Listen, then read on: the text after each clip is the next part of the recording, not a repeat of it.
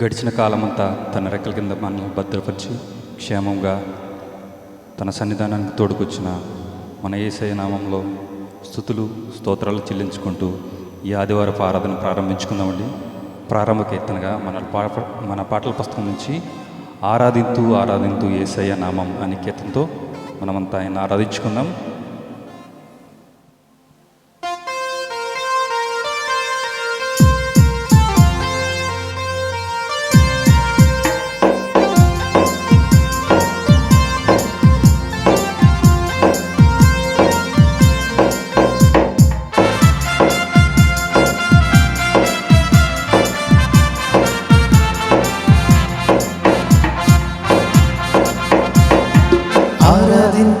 ఆరాధింతు యేసయ్య నామం అన్నింట ఘననామం. ఆరాధింతు యేసయ్య నామం అన్నింట ఘననామం. స్తుతి పాటలెన్నో పాడుచు ధ్యానింతును, క్రీస్తు నామమందు మహిమను కీర్తింతును. స్తుతి పాటలెన్నో పాడుచు ధ్యానింతును, క్రీస్తు నామమందు మహిమను కీర్తింతును. వేవేనోళ్ళతో స్తుతినే పాడేదా, వేవేనోళ్ళతో స్తుతినే పాడేదా. యేసు నందే సత్యం, యేసులోనే మార్గం, యేసే నా నిత్య జీవము. యేసు నందే సత్యం, యేసులోనే మార్గం, యేసే నా నిత్య జీవము. ఆరాధింతు యేసయ్య నామం అన్నింట ఘననామం. ఆరాధింతు యేసయ్య నామం అన్నింట ఘననామం.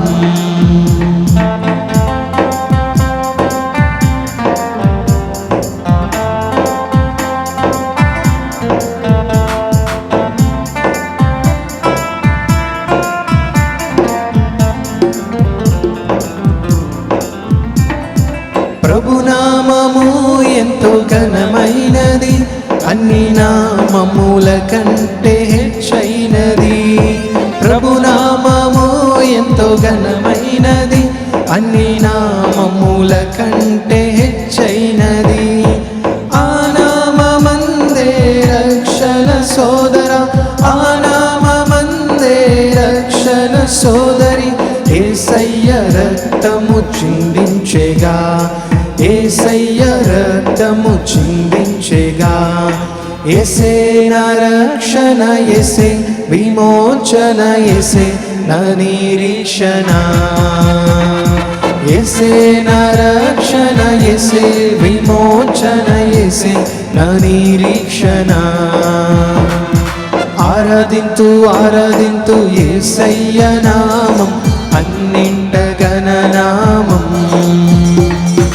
ఆరాధింతు యేసయ్య నామం అన్నింట ఘననామం.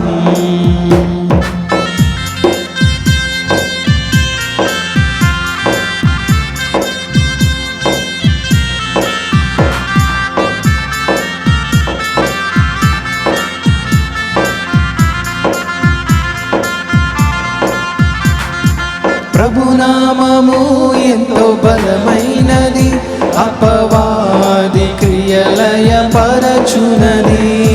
ప్రభునామము ఎంతో బలమైనది, అపవాది క్రియలయ పరచునది.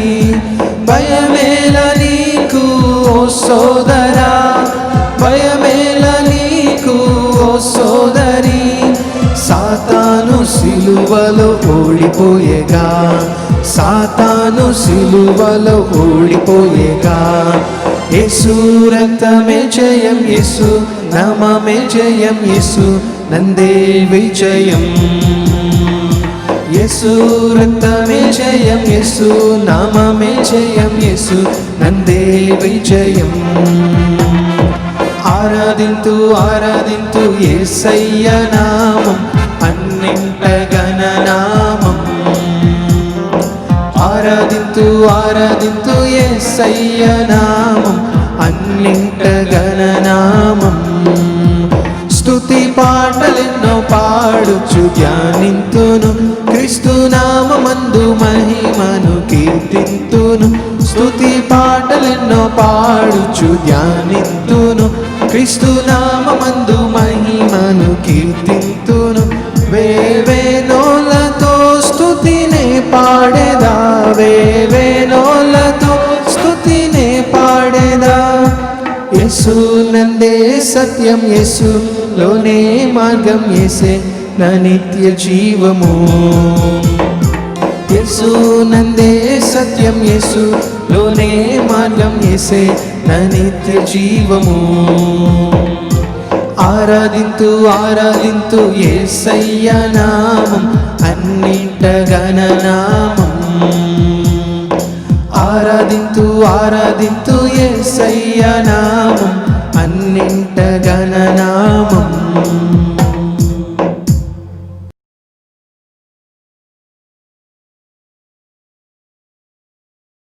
అదేవిధంగా మనమంతా ఆరాధనలో ముందు కొనసాగిపోదామండి. మనకందరికి వచ్చిన ఒక ఇంగ్లీష్ కీర్తన పాడుకుందాం. You are the God of this city, you are the king of this people అనే కీర్తనతో మనమంతా ఆయన ఆరాధించుకుందామండి.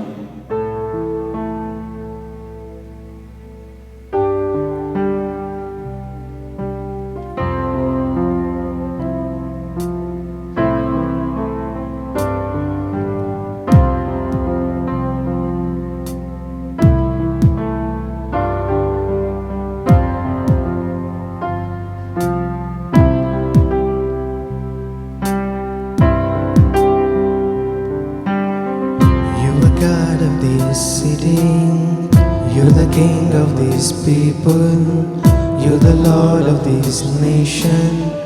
You are, you're the light in this darkness, you're the hope to the hopeless, you're the peace to the restless.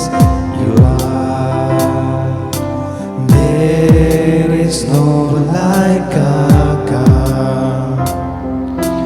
There is no one like our God. There is no one like our God. There is no one like our God.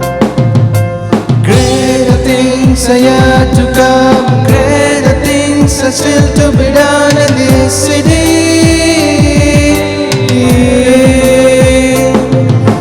Greater things are yet to come, greater things are still to be done in this city.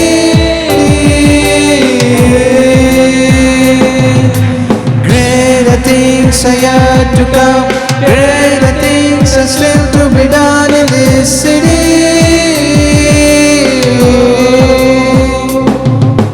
There is no one like our God.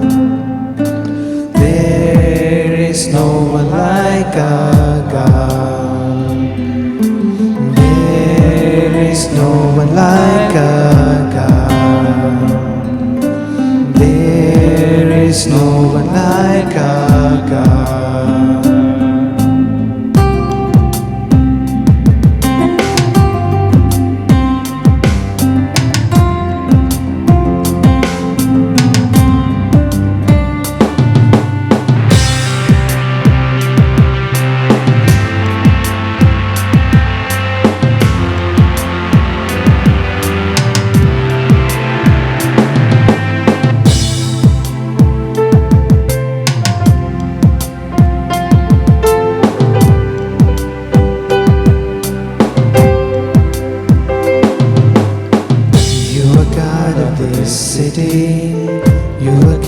these people. You're the Lord of this nation. You are this darkness. You're the hope to the hopeless. You're the peace to the restless. You are.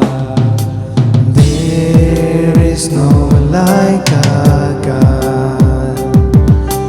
There is no one like our God.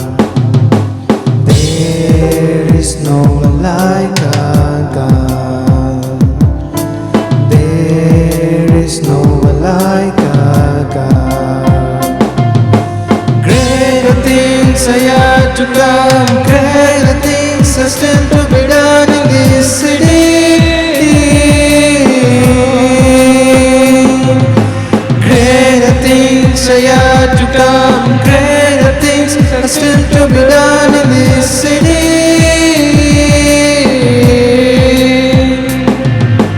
Greater things are yet to come. Greater things are still to be done in this city.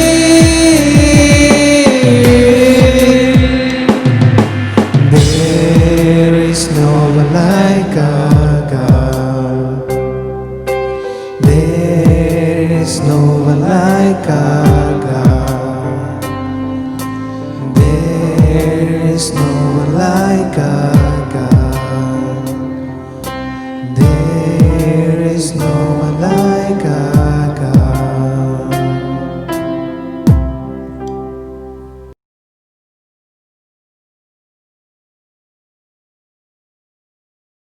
అదేవిధంగా మనమంతా ఆరాధనలో ముందు కొనసాగిపోతూ మనకి అందరికీ సుపరిచితమైన పాట సియోను పాటలు సంతోషంగా పాడుచు సియోను వెళ్ళేదమని కీర్తనతో మనమంతా ఆయన ఆరాధించుకుందామండి.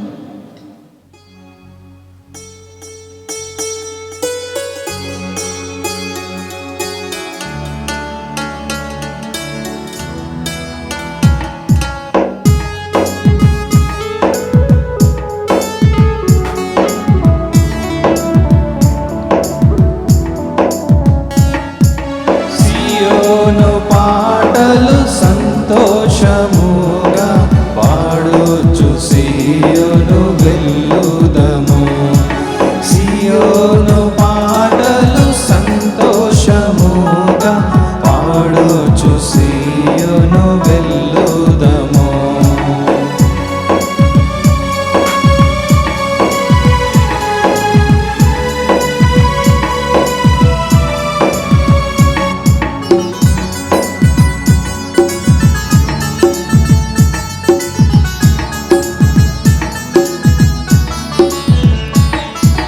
లోకాన శాశ్వతానందమేమియు లేదని చెప్పెను ప్రియుడేసు. లోకాన శాశ్వతానందమేమియు లేదని చెప్పెను ప్రియుడేసు. పొందవలేని లోకమునందు కొంతకాలమే నో శ్రమలు. లోకమునందు కొంతకాలమే నో శ్రమలు. సియోను పాటలు సంతోషముగా పాడుచు సియోను వెళ్ళుదము. సియోను పాటలు సంతోషముగా పాడుచు సియోను వెళ్ళుదము.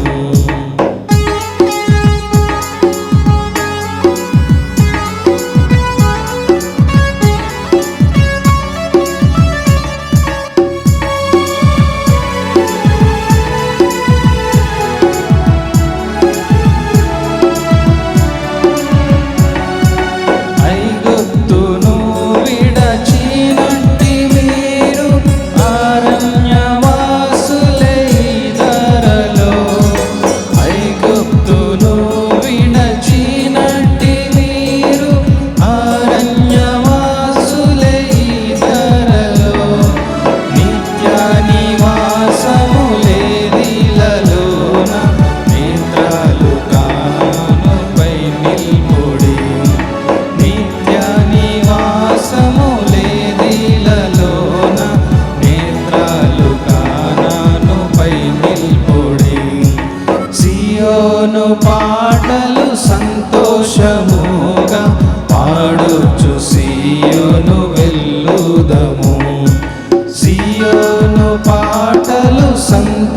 సంతోషముగా పాడుచు సీయోను వెళ్ళుదము.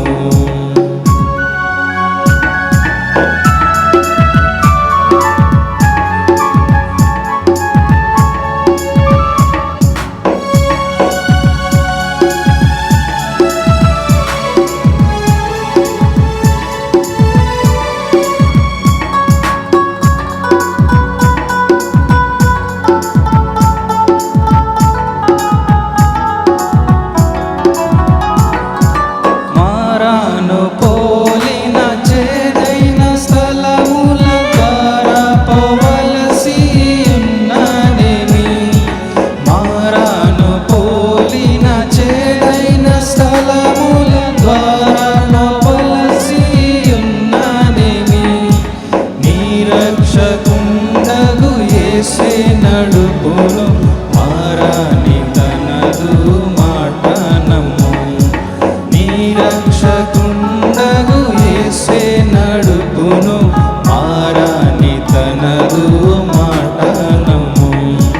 సియోను పాటలు సంతోషముగా పాడుచు సియోను వెళ్ళుదము. సియోను పాటలు సంతోషముగా పాడుచు సియోను వెళ్ళుదము.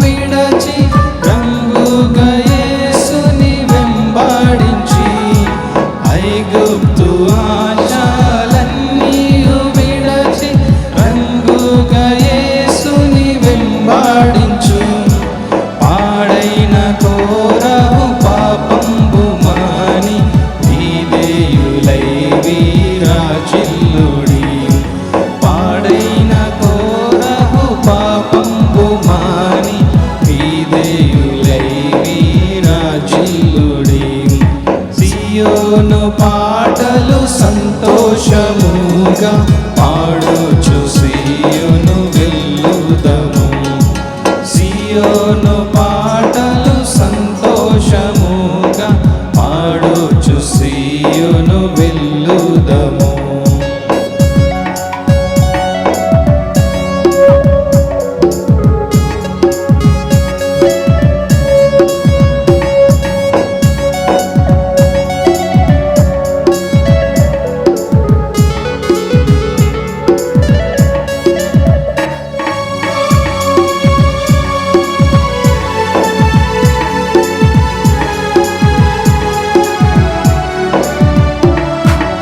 ఆనందమయ పరలోకంబు మనది, అక్కడ నుండి వచ్చునేసు. ఆనందమయ పరలోకంబు మనది, అక్కడ నుండి వచ్చునేసు. సియోను గీతము సొంపుగా కలసి పాడేదము ప్రభు యేసుకు జయ. సియోను గీతము సొంపుగా కలసి పాడేదము ప్రభు యేసుకు జయ. సియోను పాటలు సంతోషముగా పాడుచు సియోను వెళ్ళుదము. సియోను పాటలు సంతోషముగా పాడుచు సియోను వెళ్ళుదము.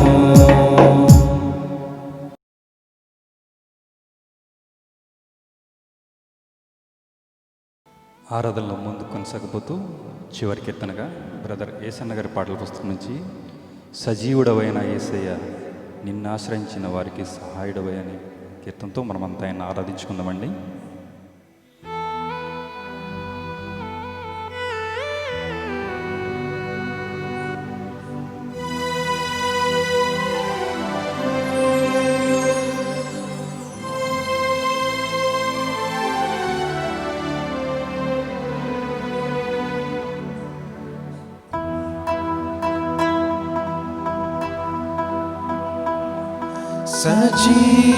సజీవుడవైనా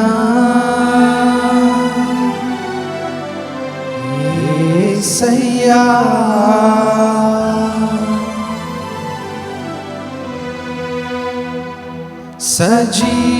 సజీవుడవైనా యేసయ్యా నిన్నాశ్రయించిన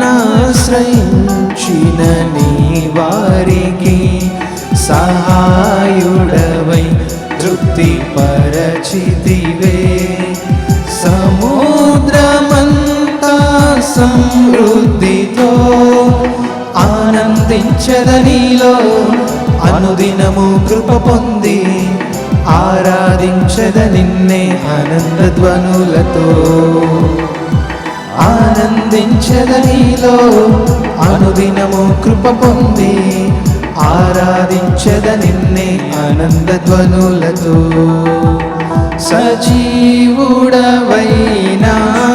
యేసయ్యా నిన్నాశ్రయించిన నీ వారికి సహాయుడవై తృప్తి పరచితివే సముద్రమంతా సమృద్ధితో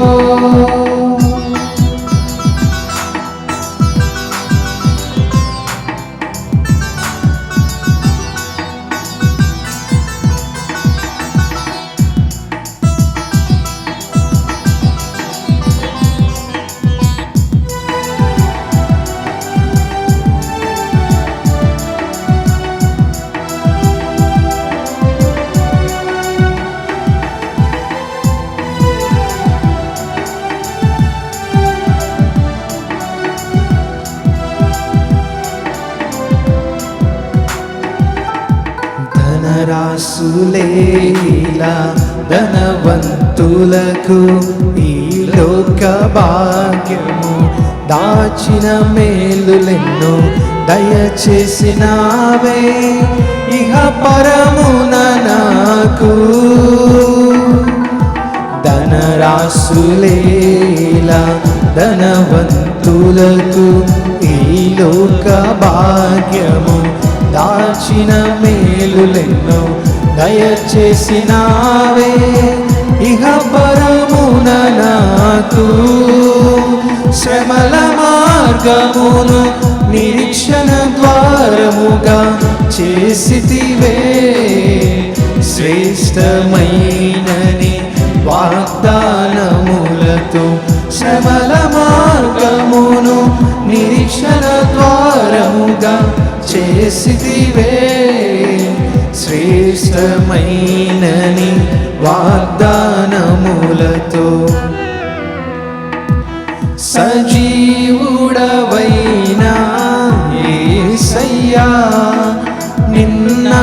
నిన్నాశ్రయించిన నీ వారికి సహాయుడవై తృప్తి పరచితివే సముద్రమంతా సమృద్ధితో ఆనందించద నీలో అనుదినము కృప పొంది ఆరాధించద నిన్నే ఆనందధ్వనులతో ఆనందించద నీలో అనుదినము కృప పొంది ఆరాధించద నిన్నే ఆనందధ్వనులతో సజీవుడవైనా యేసయ్యా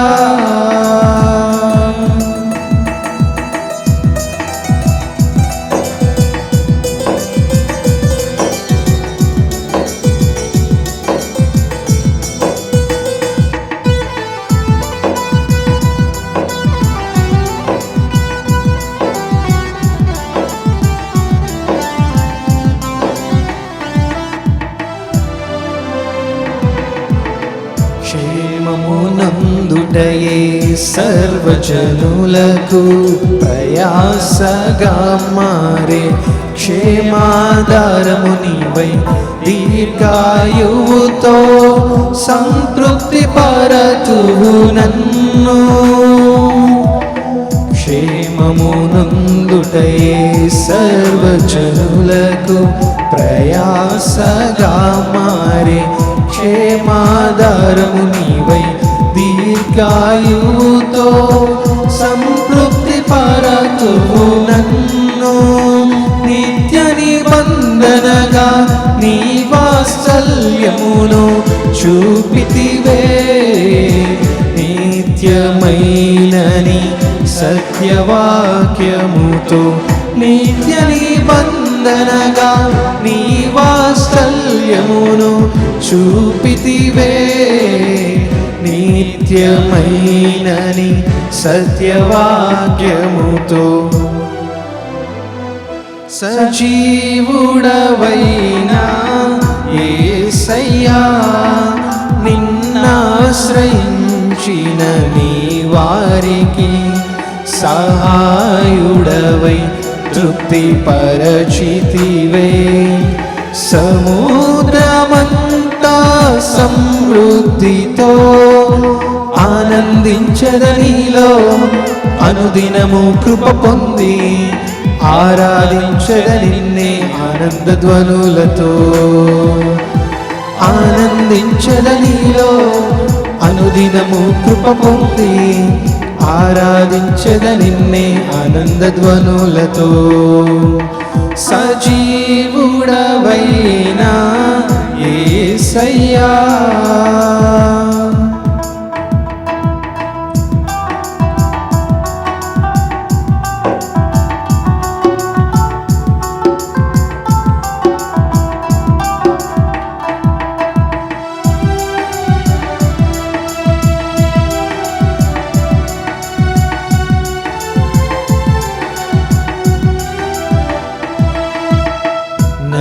నలువదియేండ్లు నీ స్వాస్థ్యమును మోసినది నీవే. నీ కృపాకాంతిలో నా చేయి విడువక నడిపించుచున్నది నీవే. నలువదియేండ్లు నీ స్వాస్థ్యమును మోసినది నీవే. నీ కృపాకాంతిలో నా చేయి విడువక నడిపించుచున్నది నీవే. పరమరాజ్యములో మహిమతో నింపుటకు అనుగ్రహించితివే. పరిపూర్ణమైనని ఉపదేశమును పరమరాజ్యములో మహిమతో నింపుటకు అనుగ్రహించితివే. పరిపూర్ణమైనని ఉపదేశమును.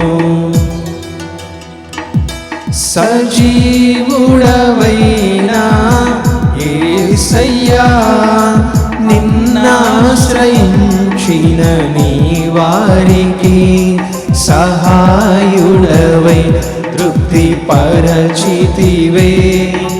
సముద్రమంతా సమృద్ధితో ఆనందించదనిలో అనుదినము కృప పొంది ఆరాధించదనిన్నే ఆనందధ్వనులతో. ఆనందించదనిలో అనుదినము కృప పొంది ఆరాధించదనిన్నే ఆనందధ్వనులతో. సజీవుడవైనా యేసయ్యా,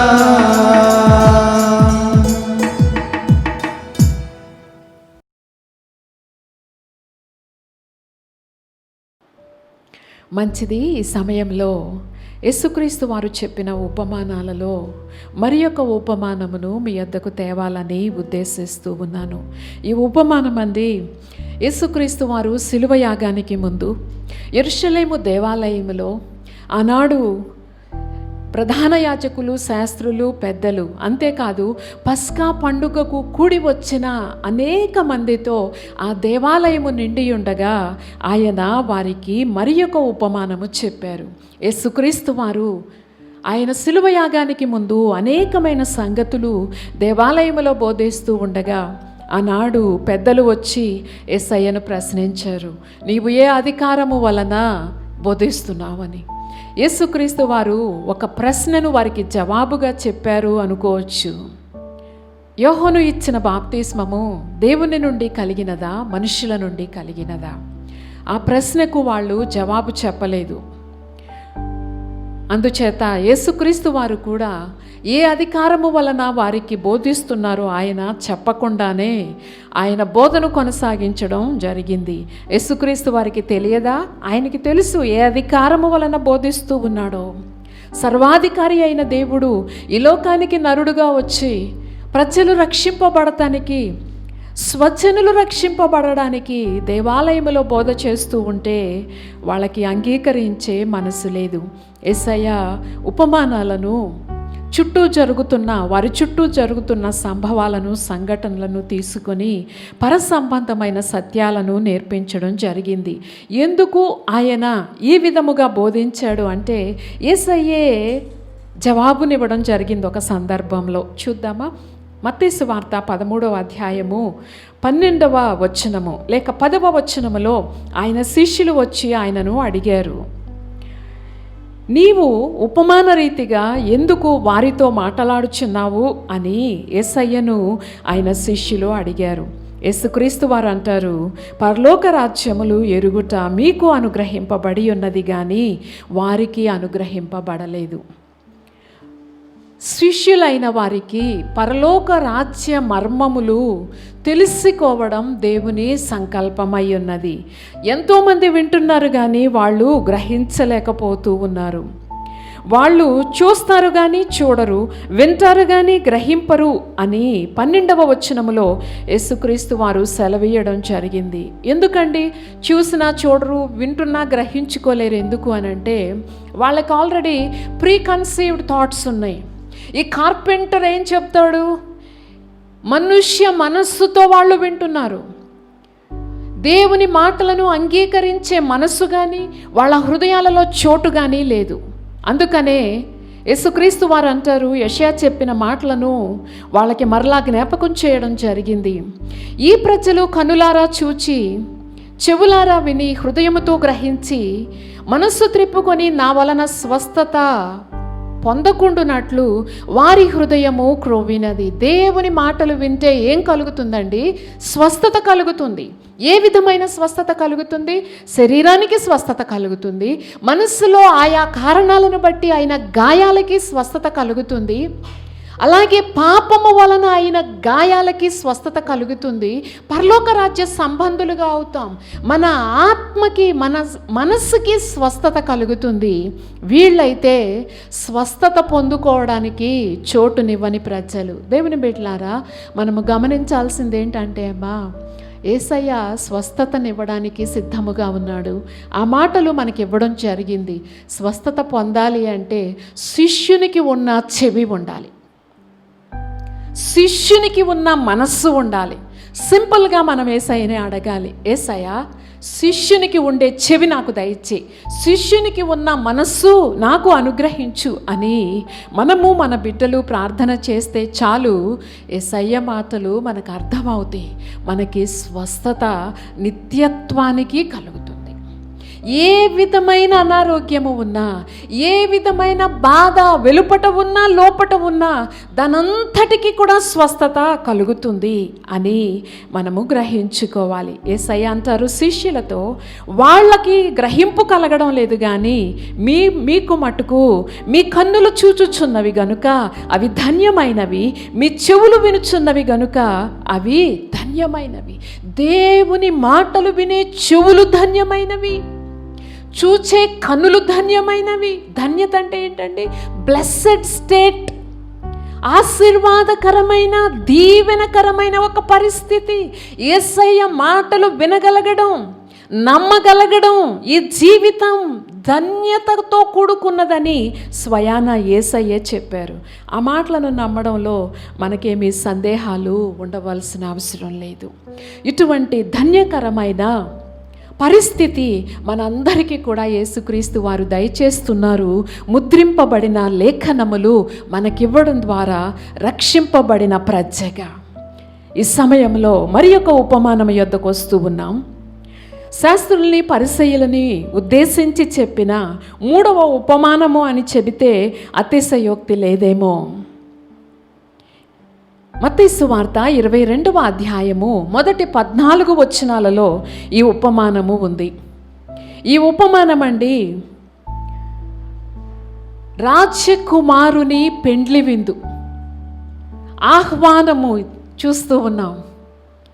రాజకుమారుని పెండ్లి విందుకి ఆహ్వానము అని ఈ యొక్క ఉపమానానికి మనము అంశముగా చెప్పుకొనవచ్చును. వారికి ఇంకా చెప్తున్నారు. ఒక ఉపమానం చెప్పారు, వాళ్ళకి అర్థం అవ్వలా, అర్థమైనా అంగీకరించే మనసు లేదు. రెండవ ఉపమానం చెప్పారు ద్రాక్ష తోట యజమానుడిని గురించి, అది అయిపోయింది. మరి ఒక ఉపమానం చెబుతూ ఉన్నారు, ఇది రాజుగారు తన కుమారుని వివాహ విందు కోసము ఆహ్వానిస్తూ ఉన్నాడు ఆయా ప్రజలను అని చెప్పడం జరిగింది. ఈ ఉపమానాన్ని అంతా నేను మీకు చెప్పాలని ఉద్దేశిస్తూ ఉన్నాను. పరలోక రాజ్యము ఎలాగూ ఉంది, తన కుమారుని పెండ్లి విందు చేసిన యొక్క రాజును పోలి ఉంది. పరలోక రాజ్యాన్ని గూర్చిన ఉపమానము ఎలాగూ ఉందండి, రాజుగారు తన కుమారుడి పెండ్లి విందు చేసిన విధముగా ఉంది. ఈ పెండ్లి విందుకు పిలువబడిన వారు ఉన్నారు. ఏ పెండ్లి విందు అయినా అంతే కదండి, అందరినీ పిలవం కదా, మన వాళ్ళని పిలుస్తాం. మన బంధువులని, స్వజనులని, మనకి తెలిసిన స్నేహితులని మనం పిలుస్తాము కదా. రాజుగారు కొంతమందిని పిలవడం జరిగింది. యూదా సంప్రదాయంలో 2 మార్లు పిలుస్తారు. ఒక మారు వివాహానికి ముందుగా పిలుస్తారు, తరువాత విందు సిద్ధమైనాక మళ్ళీ పిలుస్తారు. ఆయా గ్రామాలలో మనం కూడా ఈ అలవాటును చూస్తాం కదండి. విందు సిద్ధం చేసి అంతా రెడీ అయినాక రాకపోతే అతిథులు వెళ్ళి పిలుచుకురండి అని పిల్లల్ని పంపుతారు, పెద్దవాళ్ళని పంపుతారు. మొత్తానికి వాళ్ళ రావాలన్న ఆశ పెండ్లి ఇంటి వారికి ఉండి ఈ విధంగా చేస్తారు. ఈ రాజుగారికి పెండ్లి విందుకి, తన కుమారుడి పెండ్లి విందుకి పిలువబడిన వాళ్ళందరూ రావాలని ఆయనకి ఆశగా ఉంది. అందుకని రెండవసారి ఆయన తన దాసులను పంపించాడు. పిలువబడిన వారిని రప్పించడానికి ఆయన దాసులను పంపించాడు. ఆ దాసులు వెళ్ళి పిలువబడిన వారి యొద్దకే వాళ్ళు వెళ్ళి పిలుస్తూ ఉన్నారు. వాళ్ళు ఏమని చెబుతూ ఉన్నారు, విందు సిద్ధపరిచి ఉన్నాను, ఎద్దులను క్రొవ్విన పశువులను వధింపబడి ఉన్నవి, అంతయు సిద్ధముగా ఉంది, విందు అంత సిద్ధంగా ఉంది, మీరు వచ్చి ఆరగించండి అని దాసులను పంపించాడు. అప్పుడు వాళ్ళు ఏమంటున్నారో చూసారండి, వాళ్ళు లక్ష్యము చేయక, రాజుగారు మనుషులను పంపితే పిలువబడిన వారికి ఏమీ లేదండి, లక్ష్యం లేదు. వాళ్ళు ఏమంటున్నారు, ఒకడు తన పొలమునకును మరి ఒకడు తన వర్తకమునకును వెళ్ళిరి. ఇదేదో బాగానే ఉంది, నాకేదో సొంత పని ఉంది, నేను పోతున్నా అని. కానీ ఇంకొక గుంపు ఉందండి, వీళ్ళకి బొత్తిగా పద్ధతి లేదు అనిపిస్తుంది. వీళ్ళేం చేస్తున్నారు, 6వ వచనములో, తక్కిన వారు అతని దాసులను పట్టుకొని అవమానపరిచి చంపిరి. ఎందుకండి, విందుకు రండి నాయనా అంటే అవమానపరచడం ఎందుకు, చంపేసేయడం ఎందుకు? రాజుగారి దగ్గర ఏముంటుంది, అధికారం ఉంది, ఆధిపత్యం ఉంది, ఆయన తలుచుకుంటే ఏదైనా చేయగలడు. ఈ మనుషులకి కొంచెమన్నా గ్రహింపు ఉండాలి కదా. మనము ఆహ్వానింపబడుతుంది విందుకి, ఆయన దాసులను మనం చంపకూడదన్న ఆలోచనే వీళ్ళకి లేదు. వాళ్ళని చంపేశారు. బ్రతికి ఉన్న దాసులు వచ్చి రాజుగారికి సంగతి చెబితే రాజుగారు ఏం చేస్తారండి, ఏం చేశారని ఉంది ఇక్కడ. రాజు కోపపడి తన దండ్లను పంపి ఆ నరహంతకులను సంహరించి వారి పట్టణమును తగలబెట్టించెను అని మనం చూస్తూ ఉన్నాం. అప్పుడు రాజుగారికి మరి ఒక గుంపును పిలవాలన్నా ఆలోచన లేకపోతే ఆహ్వానాన్ని తన దాసుల ద్వారా పంపడం జరిగింది. ఆయన అంటాడు, రాజ్యమార్గాలకి మీరు వెళ్ళి కనబడే వాళ్ళందరినీ ఈ పెండ్లి విందుకు తీసుకొని రండి, కనబడే వాళ్ళందరినీ తీసుకొని రండి అని చెప్పినప్పుడు ఆయన దాసులు వెళ్ళి అలాగే చెడ్డవాళ్ళని మంచి వాళ్ళని కనబడిన వాళ్ళందరినీ కూడా ఆ బ్యాంక్వెట్ హాల్లోకి తీసుకొచ్చేశారు. అందరినీ పిలిచేసరికి ఏమైంది, ఆ హాల్ అంతా నింపబడిపోయింది. రాజుగారు ఆ యొక్క హాల్లోకి వస్తూ ఉన్నారు, ఆ విందుశాలలోనికి వస్తూ ఉన్నారు. చూద్దాం ఈ విందుశాలలోనికి ఎంతమంది వచ్చారో చూద్దామని వచ్చినప్పుడు ఆ విందుశాల కూర్చున్న వారితో అంతా నిండిపోయింది. పిలువబడిన వాళ్ళేమో రాలేదు. ఇంతకుముందు పిలవకుండానే రాజవీధుల్లో అక్కడ ఇక్కడ తిరుగుతున్న మంచివాళ్ళు చెడ్డవాళ్ళు అందరూ వచ్చేసారు. అదేమో నిండిపోయింది. రాజుగారు లోపలికి వచ్చి అంటున్నాడు ఒక వ్యక్తిని చూసి. మిగతా వాళ్ళని చూసి ఆయన ఏమన్నాడు తెలీదండి. 12వ వచనములో ఒక వ్యక్తిని చూసి ఆయన అంటాడు, పెండ్లి వస్త్రము లేక ఇక్కడికి నీవెలాగో వచ్చితివని ఒకనిని చూసి ఆయనను అడగడం జరిగింది. వాడు మౌని అయి ఉండెను. మరి వీధుల వెంట తిరిగేవాడికి పెండ్లి వస్త్రాలు ఎలా వస్తాయి అన్న ప్రశ్న నాకు కలిగింది. విందుకు వచ్చిన వాళ్ళకి రాజుగారు వివాహానికి విందుకు సరిపడా ధరించుకోవడానికి వస్త్రాలను ఇస్తారు. ఇవ్వబడిన వస్త్రాలను వేసుకోకుండా వచ్చేసాడు. మిగతా వాళ్ళందరూ కూడా వేసుకున్నారు. అయితే ఇతను మటుకు ఆ వివాహానికి ఆ విందుకు సరిపడా వస్త్రం వేసుకోలేదు. హాల్లోకి వచ్చి కూర్చున్నాడు. ఈ రాజుగారు ఏమంటున్నాడు 13లో, వీని కాళ్ళు చేతులు కట్టి వెలుపటి చీకటిలోనికి త్రోసివేయుడి, అక్కడ ఏడ్పును పండ్లు కొరుకుటి ఉండునని పరిచారకులతో చెప్పాను. మళ్ళీ బయటికి పంపించి వేసుకురమ్మని చెప్పొచ్చు కదా అని మానవ మనస్సు ఆలోచిస్తుందేమో. ఇక్కడ మనం గమనించినప్పుడు ఇవ్వబడిన వస్త్రాలు ధరించుకొని లోపలికి రావడం అనేది పద్ధతి. దానిని మీరిన మనిషికి శిక్ష విధించబడింది. ఈ సందర్భంలో యేసుక్రీస్తు వారు ఈ ఉపమానము చెప్పిన కారణాన్ని ఆయన తెలియచేస్తూ ఉన్నారు. కాగా పిలువబడిన వారు అనేకులు, ఏర్పరచబడిన వారు కొందరే అని చెప్పడం జరిగింది. ఈ ఉపమాన భావాన్ని మనము గమనిస్తే గనుకండి, రాజు తండ్రి అయిన దేవుడు, కుమారుడు యేసుక్రీస్తు వారు, దాసులు దేవుని సేవకులు, పిలువబడిన వారు మొదట యూదులు, రాజ్యవీధులలో తిరుగుతున్నవారు అన్యులమైన మనం, దేవుడేర్పరచుకొనిన ప్రజలు విందుకు రమ్మంటే రాలా. యేసయ్య అనుగ్రహించే రక్షణ మానవ జాతికి విందు వంటిది. విందు అనగానే, అందున పెండ్లి విందు అనగానే సహజముగా ఎవరికైనా సంబరంగా ఉంటుంది కదా. యూదులు 7 రోజులు పెండ్లి విందు చేసుకునేవారట. సంబరాలలో పాల్గొనండి, మీరేమీ ఇవ్వాల్సిన అవసరంలా, మీరేమీ తేవాల్సిన అవసరంలా, నేను మిమ్మల్ని ఆహ్వానిస్తూ ఉన్నా మీరు వచ్చి పాల్గొనండి అంటే వాళ్ళకి ఇష్టం లేదు.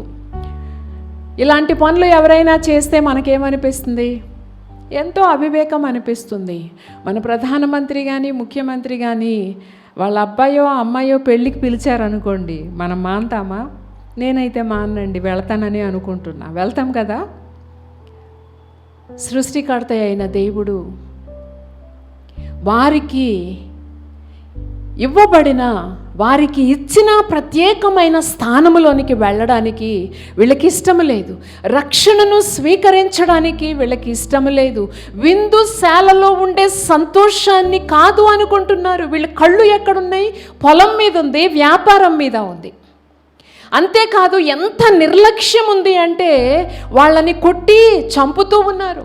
యోహాను వచ్చి మారు మనస్సు పొందండి అంటూ ప్రకటించాడు. వాళ్ళు ఏం చేశారు? కాలగమనములో ఆయన తల తీయించారు. మారు మనస్సును ప్రకటిస్తే ఆ దాసులను కొట్టి చంపారు. దానికి పర్యవసానముగా వాళ్ళు, ఆయన అంటాడు, వారి పట్టణాన్ని ఆయన తగులబెట్టించెను అని ఉంది కదా. అక్షరార్థముగా క్రీస్తు శకము 70వ సంవత్సరంలో యెరూషలేము పట్టణము రోమన్ల చేత అది పాడు చేయబడింది. వాళ్ళు చెల్లా చెదురుగా అయిపోయారు. యేసుక్రీస్తు వారు క్రీస్తు శకం దరిదాపుగా 33వ సంవత్సరం లేక 34వ సంవత్సరంలో ఈ మాటలు చెప్పడం జరిగింది. వాళ్ళకి అంగీకరించే మనస్సు లేదు. ఆయన ఎవరిని పిలుస్తూ ఉన్నాడు? అన్యజనులను పిలుస్తూ ఉన్నాడు. అన్యులమైన మనకి గొప్ప ధన్యతను ఆయన కలుగచేసి ఉన్నారు. పెండ్లి వస్త్రాలను ఆయన మనకి అనుగ్రహించి ఆ విందుశాలలో కూర్చోవడానికి మనలను ఆహ్వానించి ఉన్నారు. మనకివ్వబడిన రక్షణ ఎంతో ఎంతో మహిమాన్వితమైనది. రక్షణ పొందుకున్న మనము ఎంతో ధన్యులము, భాగ్యవంతులము. అర్హులమని, యోగ్యులమని రక్షింపబడలేదు. మనం ఎక్కడో ఉన్న మనలను ఆయన పేరు పెట్టి పిలిచి విందుశాలలో చేర్చుకొని ఉన్నాడు. ఈ విందును బట్టి సంతోషిస్తూ కృతజ్ఞతాస్తుతులను చెల్లిస్తూ మన యాత్రను ముందుకు కొనసాగించుకోవలసిన వారిగా ఉన్నాం. అన్యులమైన మనకు ఇవ్వబడిన ధన్యత ఎంతో ఎంతో గొప్పది, భాగ్యవంతమైనది. దేవుని బిడ్డలారా, ఈ విందును గూర్చి ఎంతోమందిని ఆహ్వానిస్తూ ఉన్నాం. ఆనాడు యూదులు ఏం చేశారో ఈనాడు అన్యులైన మన సొంత ప్రజలు అదే చేస్తున్నారు కదా. మన తోటి వారు విందుకు రండి అంటే అపహసిస్తారు, హేళన చేస్తారు. వాళ్ళకు అర్థం కాకపోతే కోపం వస్తూ ఉంది, కొడుతూ ఉన్నారు, చంపుతూ ఉన్నారు. ఈనాటికి ఏమైనా విషయం మారిందా? విందుకు రండి అని అంటే ఏమైనా విషయం మారిందా? మారలేదు. వాళ్ళ జీవితాలు ఈనాటికి ఎన్ని తరాలు గడిచినా, ఏ దేశంలోని వ్యక్తులైనా అనేక మంది సువార్తను నిరాకరిస్తూ ఉన్నారు. మహిమాన్వితమైన జీవితాన్ని, ఆనందభరితమైన జీవితాన్ని ధిక్కరిస్తూ ఉన్నారు. వాళ్ళకి ఏమి బాగుంది? ఇంత మట్టుకే బాగుంది, ఇంత మట్టుకే బాగుంది. ఈ పొలము బాగుంది, ఈ వ్యాపారం బాగుంది, యాత్ర ముగిస్తే ఎక్కడికి వెళతామన్న చింతనే లేదు. యోచన చేసుకోవడం అనేది ఎంతో మంచి విషయంగా ఉంటుంది. దేవుని బిడ్డలారా, యేసయ్యను అంగీకరించిన మనము ఆ విందుశాలలోనికి ఎలా వెళ్ళాలబ్బా? పెండ్లి వస్త్రమును వేసుకుని వెళ్ళాలి. పెండ్లి వస్త్రమును వేసుకున్నామా లేదా అని మన దేవుడు మనలను చూసే దేవుడుగా ఉన్నాడు. వాస్తవానికి అక్షరార్థముగా 7 ఏండ్ల విందు దేవుని ప్రజలకు ఆయన ఇవ్వబోతూ ఉన్నాడు కదూ. దేవుని ప్రజగా మనము ఆ విందుకు సిద్ధపడవలసిన వారిగా ఉన్నాం. ప్రకటన గ్రంథము 19వ అధ్యాయము 6వ వచనము నుండి 9వ వచనము వరకు చదువుకుందాం. సంఘాన్ని గురించి చెప్పబడుతున్న మాటలు ఇవి. అప్పుడు గొప్ప జన సమూహపు శబ్దమును, విస్తారమైన జలముల శబ్దమును, బలమైన ఉరుముల శబ్దమును పోలిన యొక్క స్వరము సర్వాధికారియు ప్రభువునగు మన దేవుడు ఏలుచున్నాడు, ఆయనను స్తుతించుడి, గొర్రెపిల్ల వివాహోత్సవ సమయము వచ్చి ఉన్నది, ఆయన భార్య తన్ను తాను సిద్ధపరచుకొని ఉన్నది గనుక మనము సంతోషపడి ఉత్సహించి ఆయనను మహిమపరిచెదమని చెప్పగా వింటిని. మరియు ఆమె ధరించుకొనుటకు ప్రకాశమానములను నిర్మలమునునైన సన్నపు నారబట్టలు ఆమెకి ఇయ్యబడెను. అవి పరిశుద్ధుల నీతిక్రియలు. మరియు అతడు నాతో ఇలాగు చెప్పెను, గొర్రెపిల్ల పెండ్లి విందుకు పిలువబడిన వారు ధన్యులని వ్రాయుము. మరియు ఈ మాటలు దేవుని యథార్థమైన మాటలని నాతో చెప్పెను. దేవుని బిడ్డలారా, యేసయ్య చెప్పిన ఉపమానము మనము మనస్సును, శ్రద్ధను పెట్టి మన జీవితాలకు ఎలాగో అన్వయం జరగబోతూ ఉందో భవిష్యత్ కాలములో గ్రహించుకోవాలి. దేవుని సంఘముగా ఉన్న మనము పెండ్లి కుమార్తెగా చెప్పబడుతూ ఉన్నాం, ఆయన భార్యగా పిలువబడుతూ ఉన్నాం. సిద్ధపరుచుకున్న వ్యక్తులుగా మనము ఆ విందుశాలలోనికి వెళ్ళాలి. ఆ విందుశాలలో ఏమి ఉంది? సంతోషం ఉంది, ఉత్సాహం ఉంది, దేవునిని మహిమపరిచే స్థితి ఒకటి ఉంది. ఆ పెండ్లి విందులో ఉండే ఆయన భార్య లేక పెండ్లి కుమార్తెగా చెప్పబడుతున్న మనము, దేవుని ప్రజమైన మనము ధరించుకోవడానికి ఎటువంటి వస్త్రాలండి? ప్రకాశమానములను నిర్మలమునునైన లెనిన్ అనే ఇంగ్లీష్ మాట మనం చూస్తాం. For the fine linen is the righteous deeds of the saints. ఇప్పటికీ కూడా ఇశ్రాయేలీయులు లెనిన్తో చేయబడిన బట్టలు ఆ పెండ్లి ప్రమాణ సమయంలో వేసుకునే పద్ధతి ఒకటి ఉందట కొంతమందిలో. ఇక్కడ ఆమె ధరించుకోవడానికి ప్రకాశమానములను సన్నని నారబట్టలు, అంటే నిత్యముగా బ్రైట్గా ఉండే బట్టలు, బాగా మెరిసిపోయే బట్టలు అని చెబుతున్నారా?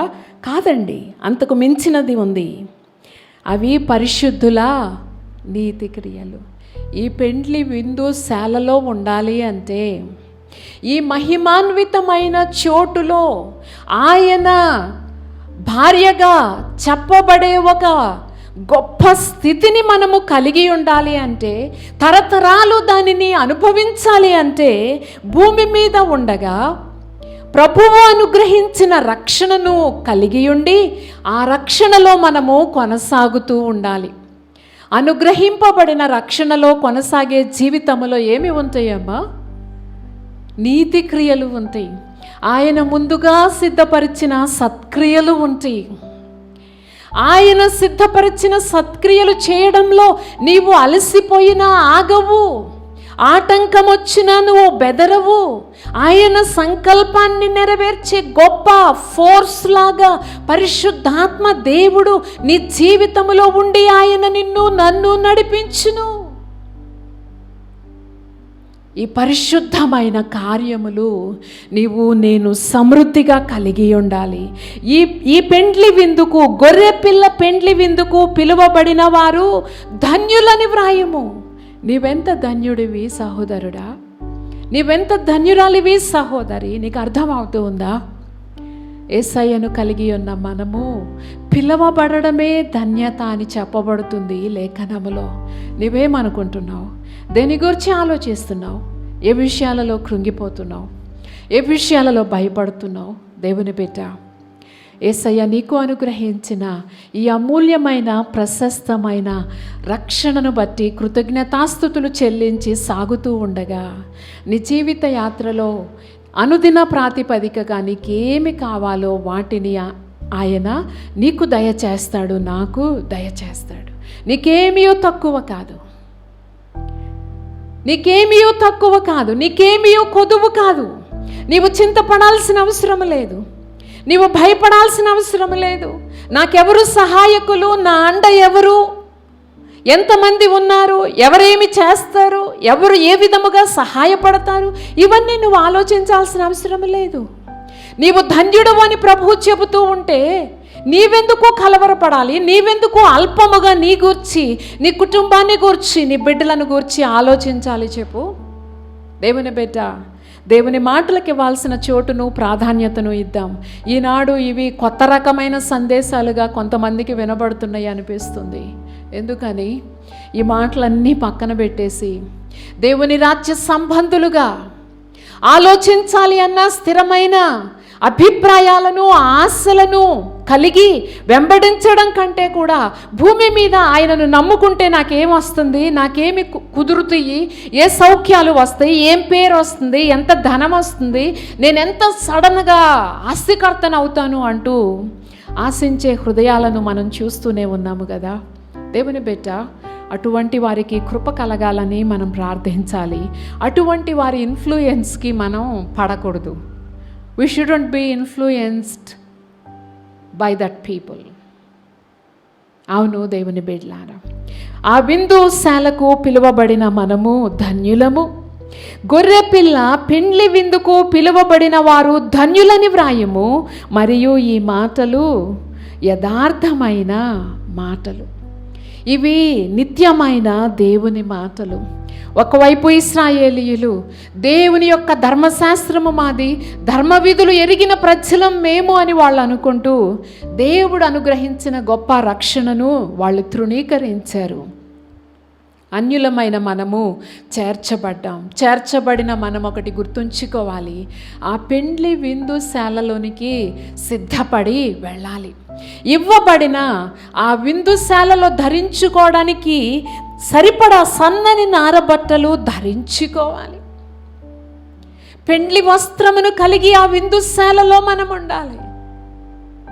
భూమి మీద మనకివ్వబడిన సమయం సరిపోవాలి. ఆయన నామాన్ని మహిమపరచడానికి మనము సిద్ధపడటానికి భూమి మీద మనకి ఇవ్వబడిన సమయం సరిపోవాలి. అంతేకాదు దేవుని బిడ్డలారా, యేసయ్యను నమ్ముకున్న మనము శరీర క్రియలను విసర్జించి ఆత్మానుసారముగా జీవించడానికి మన హృదయాలను స్థిరపరచుకోవాలి. చుట్టూ ఉన్న ఆయా వ్యక్తులను చూస్తూ వాళ్ళల్లో ఆ లక్షణాలు పోలేదు కదా, వాళ్ళు నాకంటే ముందు నమ్ముకున్నారు కదా, వాళ్ళు ఇది చేస్తున్నారు కదా, వీళ్ళు ఇది చేస్తున్నారు కదా అని మనం ఎప్పుడు కూడా దేవుని మాటలకు విధేయత చూపించే విషయంలో అలక్ష్యము చేయకూడదు. మనకు నిర్దేశింపబడిన మార్గములో మన బిడ్డలు మనము ప్రయాణము చేయాలి. అలాంటి జీవన శైలి ఎంతో సంతృప్తినిస్తుంది, ఎంతో ధైర్యాన్ని ఇస్తుంది, ఎంతో ఊతనిస్తుంది. వెలుపట జీవించే జీవితంలో ఇటువంటి భద్రత, సంరక్షణ, సంతోషము ఉండదు. యేసయ్యని నమ్ముకోవడం, రక్షింపబడటం విందుకి ఆహ్వానింపబడిన దానితో సమానం. విందుశాలలోనికి వెళ్ళడానికి భూమి మీద మనం సిద్ధపరచబడదాం. ఆయా వ్యక్తులు తమ పాదములతో యేసుక్రీస్తు వారి యొక్క రక్తమును త్రొక్కివేసినట్లుగా జీవిస్తున్నారు అని హెబ్రీ పత్రికలో మనం చూస్తాం. మన జీవితాలను జాగ్రత్త చేసుకుంటూ మనం అటువంటి కార్యాలు చేయకుండా మన యాత్రను మనము ముందుకు కొనసాగించుకుందాం. మనం ఎంతో ధన్యులం. దేవుని బిడ్డ, నువ్వు దేనిని గురించి దిగులు పడకు, భయపడకు. నీ దేవుడు నీకు చాలినవాడు, నిన్నెంతో ప్రేమిస్తూ ఉన్నాడు. నిన్ను మరలా పిలవడానికి, ఆయన సముఖములో నీవు ఎల్లప్పుడూ సంతోషముగా ఉండడానికి, ధన్యతలోనే నీవు నిత్యత్వము ఉండడానికి తన దాసులను పంపిస్తున్న దేవుడుగా ఉన్నాడు. జీవవాక్యము ద్వారా ఆయన మనతో అనుదినము మాట్లాడుతూ ఉన్నాడు. నీవు నేను వ్యక్తులుగాను కుటుంబాలుగాను ఈ గొర్రెపిల్ల వివాహ మహోత్సవములో మనము కూర్చోవాలి. ఆయన సముఖములో మనము సంతోషించాలి. అలాగూ కాకపోతే వెలుపట చీకటి, అక్కడ ఏమి ఉంది? పండ్లు కొరుకుట, ఏడవడం, యాతన, బాధ ఉంది కదండి. ఉంటే ఇక్కడైనా ఉంటారు, లేకపోతే అక్కడైనా ఉంటారు. అక్కడ యాతన ఉంది.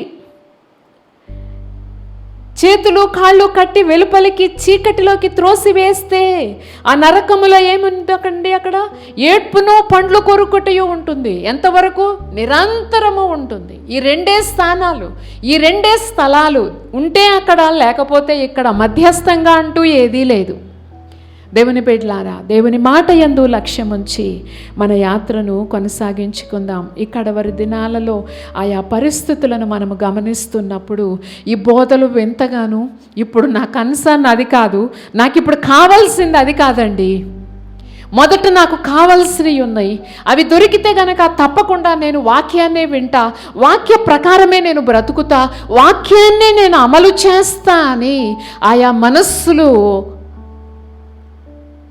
గట్టిగా చెబుతున్నట్టుగా లేదు. దేవుని బిడ్డ, దేవుని మాటలకు ఇవ్వవలసిన చోటును, స్థానాన్ని మొదటిగా మనం ఇవ్వాలి. యేసయ్యను మనం ప్రభువుగా ప్రతిష్ఠించుకోవాలి. అప్పుడే మిగతావన్నీ వస్తాయి. నీకేమీ తక్కువ కాదు. I do not know why I have to tell you time and again, but I am led to tell you, నీకేమీ తక్కువ కాదు. యేసయ్యను వెంబడించడంలో మనం జాగ్రత్తగా ఉందాం. యేసయ్య దాసులుగా మంచి వాళ్ళని, చెడ్డవాళ్ళని, రాజ్యమార్గములలో అటు ఇటు తిరుగులాడుతున్న వారిని దేవుని రాజ్యములోనికి తీసుకొని వద్దాం. ఈ విందుశాలలోనికి తీసుకొని వద్దాం. మనం ఎవరికైనా యేసయ్యని గురించి చెప్పాము, ప్రకటించాము అంటే వాళ్ళని మనము విందుశాలలోనికి పిలుస్తూ ఉన్నాం. గొప్ప పిండ్లి విందుశాలలోనికి పిలుస్తూ ఉన్నాం. ధన్యకరమైన జీవితంలోనికి వాళ్ళని మనం ఆహ్వానిస్తూ ఉన్నాం. రమ్మని పిలుస్తూ ఉన్నాం. వాళ్ళు వస్తారా రారా అనేది వాళ్ళ ఇష్టమే. పిలవడం మటుకు మన వంతు. దేవుని బిడ్డ, యేసయ్య నీకు ఇచ్చిన తలాంతులు ఏంటి? ఇప్పటిదాకా నీకు ఇచ్చిన తలాంతులతో నీవెంత పని చేస్తూ ఉన్నావు? ఎంతమందిని ఈ విందుశాలలోనికి రమ్మని ఆహ్వానించావు? నేను ఎక్కడ ఆహ్వానిస్తాను? నాకే ఎంతో కష్టం ఉంది, నాకే ఎంతో ఇబ్బంది ఉంది. మరెప్పుడు ఆయన దాసుడుగా, దాసురాలిగా నీవు పనిచేస్తావు? యేసయ్యకి ప్రభువు స్థానాన్ని మన జీవితాలలో ఇస్తే మనం వెంటనే దాసులం అవ్వచ్చు. ఎందుకని? ప్రభువే చూసుకుంటాడు మన అవసరతలను. చూసుకోడు ఆయన, ఆయనే చూసుకుంటాడు. మరి మనం ఏం చేస్తాం? ఆయన మన అవసరాలను చూస్తూ ఉంటే మనము ఆయన దాసులమై దాసురాంధ్రమై ఆయన సంకల్పాన్ని నెరవేరుస్తూ ఆయన రాజ్యములో రాయబారులుగా పనిచేస్తాం. మంచి వాళ్ళను చూసి పిలువు, చెడ్డవాళ్ళను చూసి పిలువు. దేవుడు మానవ జాతిని ప్రేమిస్తూ ఉన్నాడు. చెడ్డవాళ్ళని అసహించుకొని మీరు నరకానికే ఇక బొండి అని చెప్పడం లేదు, విందుశాలలోనికి ఆహ్వానిస్తూ ఉన్నాడు. దాని అర్థము చెడ్డవాళ్ళు కూడా దేవుని రాజ్యములో ఉంటారు, ఆయనను అంగీకరించకపోయిన అనేది ఏమాత్రము కాదు. తగిన సమయములో దేవుడు వారి వారి క్రియల చొప్పున తీర్పును తీర్చి ధవళ సింహాసనాసీనుడై వారి క్రియల చొప్పున వాళ్ళకి ప్రతిఫలాన్ని ఇచ్చి వాళ్ళు వెళ్ళాల్సిన చోట్లకి ఆయన వాళ్ళని పంపే దేవుడుగా ఉన్నాడు. ఈ కృపాకాలములో ఈ పిలుపులు, ఒకసారి 2 సార్లు 3 సార్లు పిలుపులు, పెండ్లి పిలుపులు ఇవి. ఒక సమయం ఉంది, పిలుపు కాదు, తీర్పు సమయం. అది న్యాయమైన తీర్పులు జరిగే సమయం. అది ఆ న్యాయాధిపతి మనస్సు న్యాయము పైన మాత్రమే ఉంటుంది. ఏడ్పు పండ్లు కొరికే స్థలానికి పంపించడంలో ఆయన ఆ సమయంలో ఏమాత్రము కూడా పక్షపాతము చూపని దేవుడుగా ఉన్నాడు. న్యాయాన్ని మాత్రమే చేసే దేవుడుగా ఉన్నాడు. కనుక దేవుని బిడ్డలారా, ఆయన మనకు అనుగ్రహించిన ఈ వేళలను మనం వాడుకుంటూ అనేక మందిని దేవుని రాజ్యంలోనికి పిలుద్దాం, ప్రార్థన చేసుకుందాం. ఆయన మనకి నడిపింపును అనుగ్రహించినట్లుగా మనకిచ్చిన తలాంతులతో మనకు అనుగ్రహింపబడిన విశ్వాస పరిమాణము చొప్పున పనిచేస్తూ ముందుకు సాగుదాం. దేవుని రాజ్యము మహిమాన్వితమైనది, రక్షణ ఎంతో ధన్యకరమైనది. నీవు ఆల్రెడీ ఎంతో భాగ్యవంతుడివి, భాగ్యవంతురాలివి. నువ్వు దేనికి దిగులు పడాలి? నువ్వు దేనికి చింతపడాలి? నిత్యత్వానికి భాగ్యవంతుడివి, ధన్యురాలివి అని లేఖనం సెలవిస్తూ ఉంది. ఇవి దేవుని సత్యమైన మాటలు, నిజమైన మాటలని ప్రకటనలో చదువుకున్నాం. నీవెందుకు భయపడతావు? దేవుని బిడ్డ, దేవునిని ఆశ్రయించి ఆయన మాటలకి ఇవ్వాల్సిన చోటునిచ్చి, మన ఆలోచనలలో ఆయనకి ఇవ్వాల్సిన చోటునిద్దాం, మన మాటలలో ఆయనకి ఇవ్వాల్సిన చోటునిద్దాం, మన క్రియలలో ఆయనకి ఇవ్వాల్సిన చోటునిద్దాం, మన సమయంలో ఆయనకి ఇవ్వాల్సిన స్థానాన్ని ఇద్దాం, మన శక్తిలో ఆయనకి ఇవ్వాల్సిన భాగాన్ని ఇద్దాం, మన ధనములో ఆయనకి ఇవ్వాల్సిన భాగాన్ని ఇస్తూ పూర్ణ హృదయముతో వివేకముతో మన దేవునిని వెంబడిస్తూ ముందుకు సాగుదాం. ఇటువంటి కృపలో సర్వశక్తిమంతుడైన దేవుడు మనలను అందరినీ నడిపించునుగాక. ఆమేన్.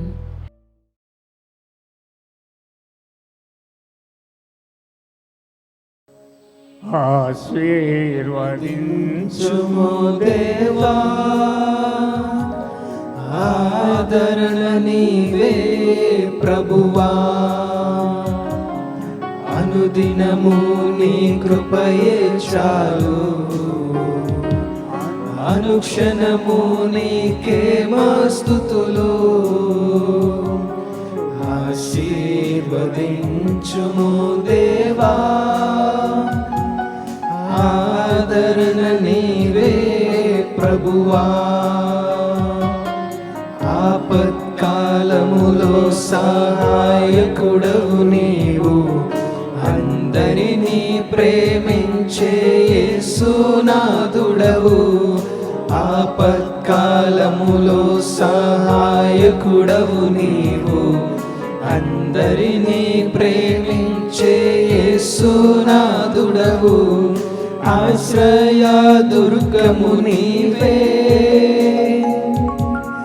ఆనంద తైలము నీవే, ఆశ్రయ దుర్గము నీవే, ఆనంద తైలము నీవే, ఐశ్వర్యము నీవే, మా ఘనతవు నీవే, ఐశ్వర్యము నీవే, మా ఘనతవు నీవే. ఆశీర్వదించును దేవా, ఆదరణ నీవే ప్రభువా, నీయందు భయభక్తుల కలవారి ఎడల దయచూపుచున్నావు తరముల వరకు. నీయందు భయభక్తుల గలవారి ఎడల దయ చూపుచున్నావు తరముల వరకు. నీయందు భయభక్తుల గలవారి పిల్లలు, నీయందు భయభక్తుల గలవారి పిల్లలు నీరు కట్టు తోటవలే బహుగా ఫలింతురు. నీరు కట్టు తోటవలే బహుగా ఫలింతురు. ఆశీర్వదించుము దేవా, ఆదరణ నీవే ప్రభువా. తొట్టిల్లనీయవు మా పాదములను, తోడై నీడై మా త్రోవకు వెలుగై. తొట్టిల్లనీయవు మా పాదములను, తోడై నీడై మా త్రోవకు వెలుగై. కాపాడుచున్నావు కను పాపవలెను, కాపాడుచున్నావు కను పాపవలెను. కడవరకు విడువకను నడిపించెదవు, కడవరకు విడువకను నడిపించెదవు. ఆశీర్వదించుము దేవా, ఆదరణ నీవే ప్రభువా. హల్లెలూయా. ఆశీర్వాదం తీసుకుందాం. మన తండ్రి అయిన దేవుని ప్రేమ, ఆయన కుమారుడైన యేసుక్రీస్తు వారి యొక్క కృపయు, పరిశుద్ధాత్మ యొక్క అన్యోన్య సహవాసము ఇప్పుడు ఎల్లప్పుడూ కూడి ఉన్నటువంటి సంఘమునకు, అలాగే సత్యవాక్యాన్ని సరిగా అందించుతున్నటువంటి తన దాసురాలకు ఆయన కృప సదా తోడయుండి నడిపించునుగాక. ఆమేన్. మిమ్మల్ని అందరినీ దేవుడు దీవించి ఆశీర్వదించునుగాక.